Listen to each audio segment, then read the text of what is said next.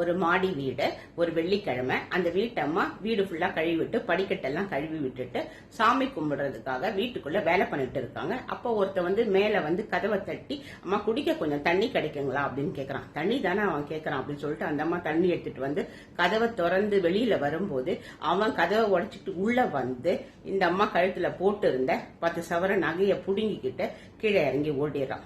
இந்த அம்மாக்கு பயங்கரமா ஒரு ஷாக்கு. தண்ணியை பார்த்து கேக்குறாங்க, இந்த தண்ணி கேட்டான்னு சொல்லிட்டு தானே நான் வந்து அவன் கதவை திறந்தேன். உண்மையில இந்த தண்ணிக்கு ஒரு சக்தி இருக்கு. உண்மையில இந்த தண்ணி கங்காதேவி அப்படின்றது நிஜம்னா என்னுடைய புருஷ கஷ்டப்பட்டு வாங்கி கொடுத்த என்னுடைய நகை எனக்கு திரும்ப கிடைக்கணும் அப்படின்னு வேண்டிக்கிறாங்க. அவங்க வேண்டிக்கிட்ட அந்த செகண்ட் படிக்கட்டுல இறங்கி ஓடினவன் அந்த தண்ணியிலேயே, அந்த அம்மா கழுவிட்ட தண்ணியிலேயே வழுக்கி விழுந்து மூர்ச்சி ஆயிடுறான். எல்லாரும் ஓடி வந்து அந்த அம்மா நகையை மீட்டு கொடுத்துடுறாங்க.